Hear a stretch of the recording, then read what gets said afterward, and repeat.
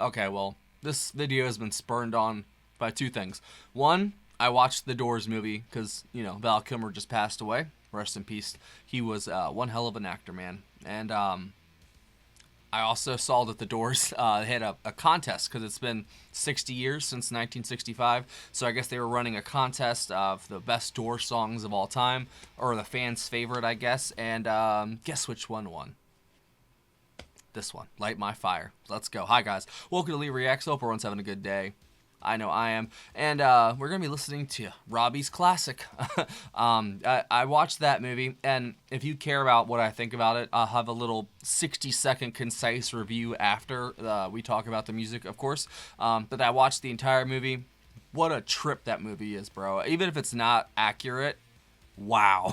Wow. Oliver Stone is fantastic, man. Seriously. I mean, I love Platoon. That's one of my favorite war movies, if you want to say favorite. You know what I'm saying? Like, he is JFK, too. Like, he's one hell of a director. And that was an interesting mix, Val Kilmer and him. But Light My Fire, live at the Isle of Wight. And it's been a year. It's been 1 year since we first did Light My Fire on this channel, and it was a studio track from the the Doors self-titled LP, and we're gonna be doing the live one from the Isle of Wight in 1970. It's to cut that. Whoopsie! I'm that excited. I cursed. This is from a very big concert of theirs, and I'm very excited because I've been trying to get into more of their live stuff lately because we've done a lot of the studio stuff. It's been a year since we did the studio track, so that's it. Let's go. I'm going to stop yapping. Don't forget to leave a like, comment, subscribe. I'll link the Doors playlist above my head, and that is it. All right, Light My Fire by the Doors, live. 3, 2, 1, go.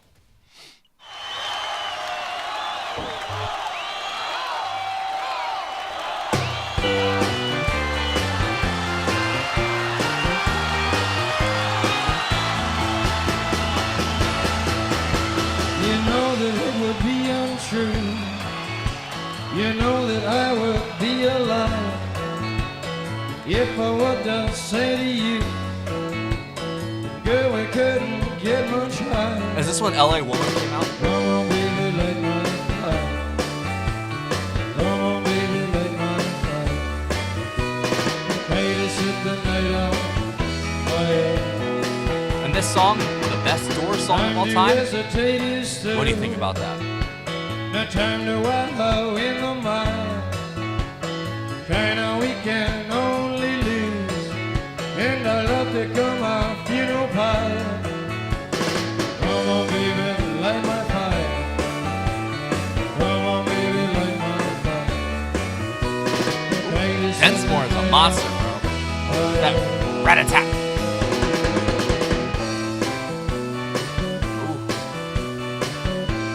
Take it away, Ray.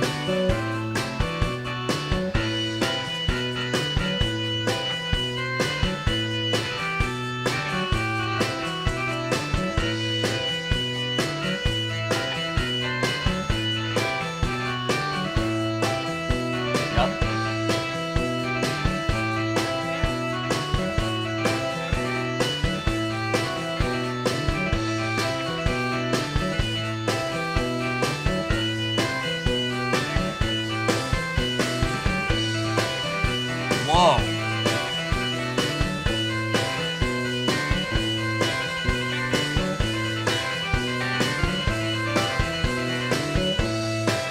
God, he is a genius, dude. Come on.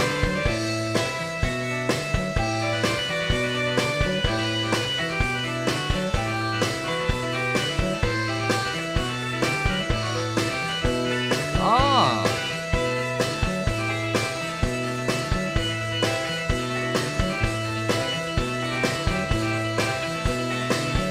Jim's feeling it, bro.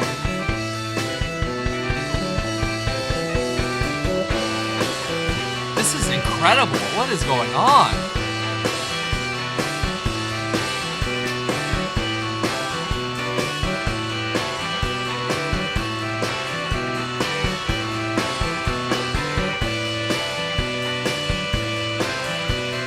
Dude, this is a jam already.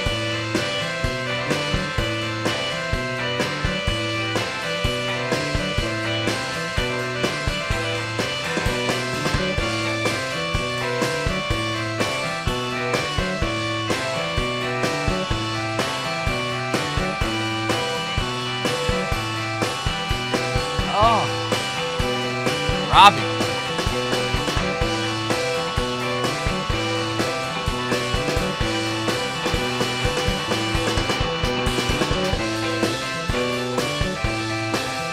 Got it.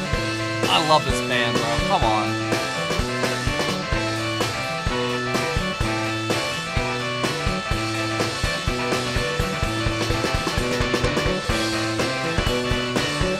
They haven't even started it yet. Like, come on.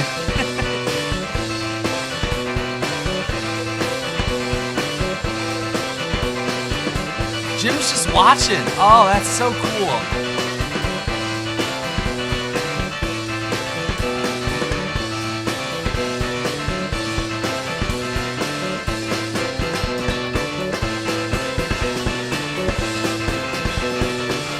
Ray's playing bass too. Oh my god, bro.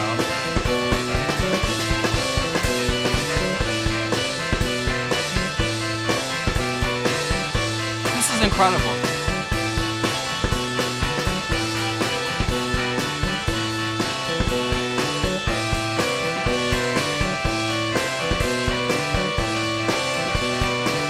I'm in heaven right now, I'm not gonna lie, and I needed it.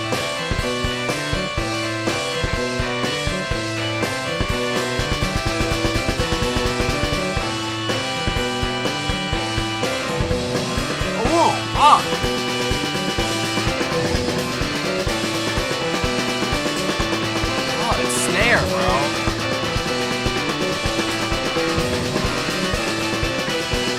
This thing's gonna explode.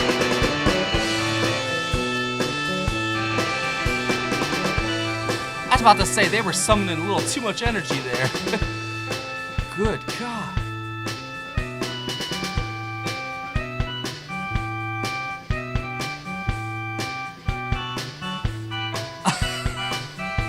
I am blown away right now.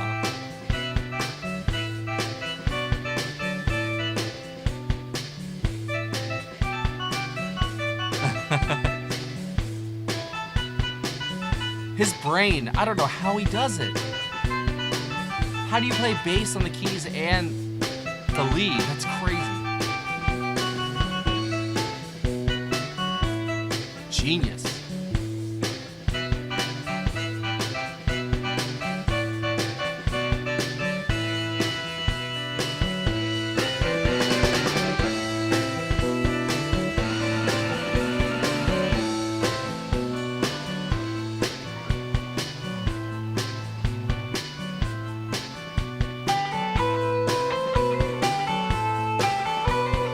Oh, I'm so glad I picked this video, bro.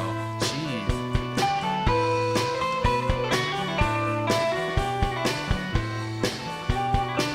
Jim is like a mythical figure. A modern myth.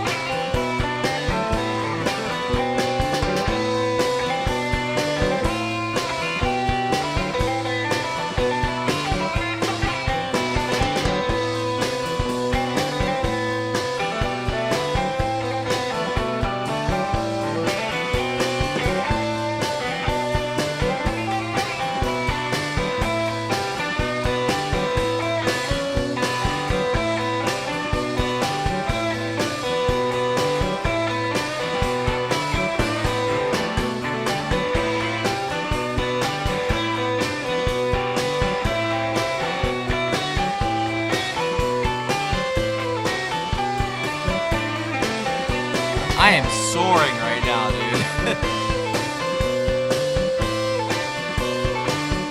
This is mystical.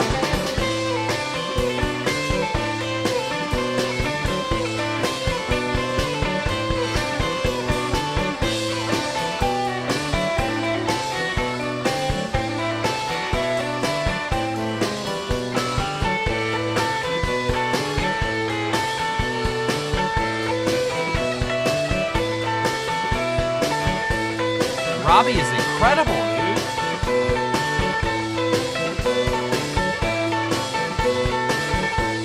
That sounds familiar.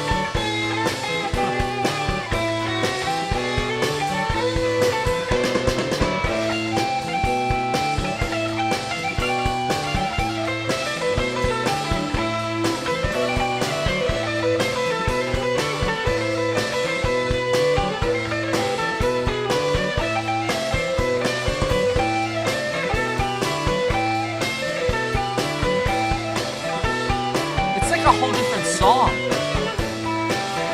But it's not.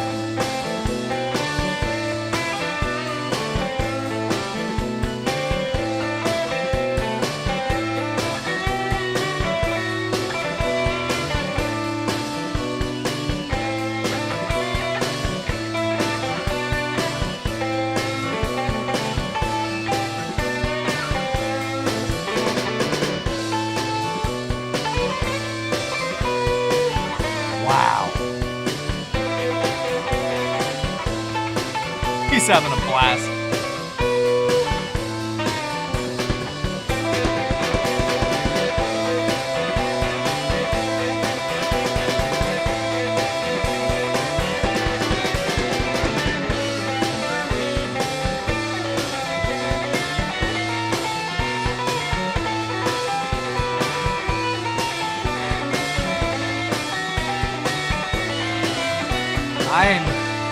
I am in just awe right now.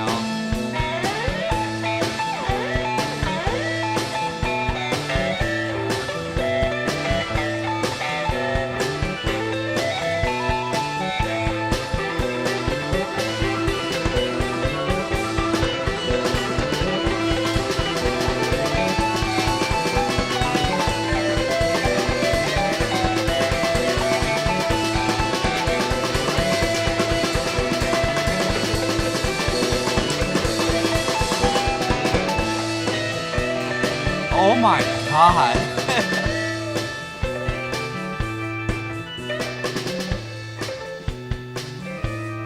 I don't know what to say, man. Jim hasn't said anything. Except the beginning.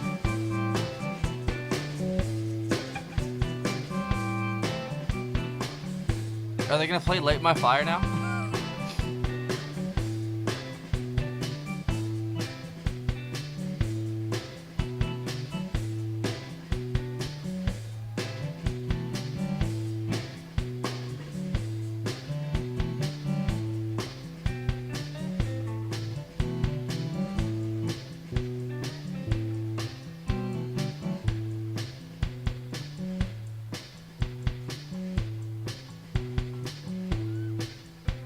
The red light is such an interesting choice.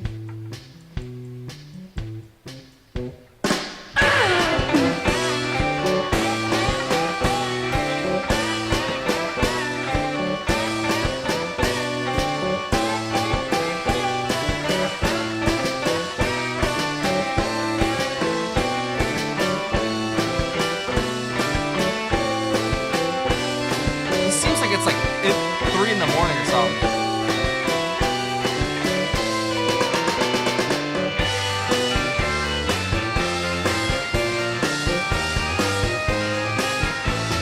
Back. Time to hesitate is through. The time to wallow in the mire. China we can only lose, and our love become our funeral pyre. Come on, baby, light my fire. Come on, baby, light my fire. Hey, just hit the night on. Oh yeah.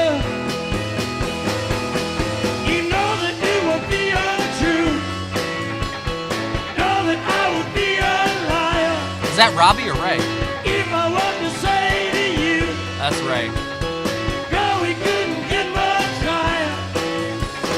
Come on, baby, light my fire. Come on, baby, light my fire. Try to set the night on fire. Try to set the night on fire. Try to set the night on fire. analog effects are so cool.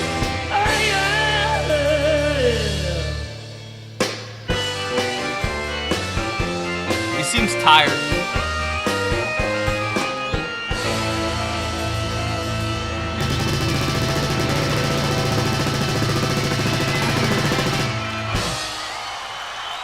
Yes, bro. The Isle of Wight, that festival is literally the gift that just keeps on giving. I've watched so many bands perform there, and it's always just like a mind blower like that. I don't even know what to say, man. Like, that was Light My Fire, but times 100. You know, because that studio track is gold, like 100%, no doubt. Like, that's a bona fide classic of just music in general. And it's their most popular song, I guess, in a way. You know, but everything's subjective, I guess, when it comes down to that. But oh my God, I don't even know what to say. Like, 'cause Jim wasn't even really. I mean, he was a part of the beginning and the end. He was a part of Light My Fire, but that song turned into something completely different for 8 minutes there. I mean, because Ray was still playing the same lead and, like, you know, the bass line, but it just grew and it grew. And then Robbie, and the way that Robbie and Ray just harmonized with their sound, with the guitar and the organ, I mean, it's almost perfect. Like, as an audiophile, just hearing those two sounds put together, not counting John Densmore's just incredible drumming, that instrumental was so solid, and that was the best jam I've ever heard from them. Because I the live stuff, I've done a few, you know, I've done, you know, like Celebration and Lizard King. I've done some of the, like, you know, 5 to 1, you know, the Absolutely Live. I've done a lot of just like studio, or not studio, but like, you know, released live stuff, you know, just audio. The video thing is a new thing for me with them, to be honest. That When the Music's Over video I did a couple weeks ago was the one that really, I think, was like the first one or second one I did of them actually live like that, like video. And like I said, that Red was an interesting choice, but the song is called Light My Fire, so, you know, that makes sense. It's very...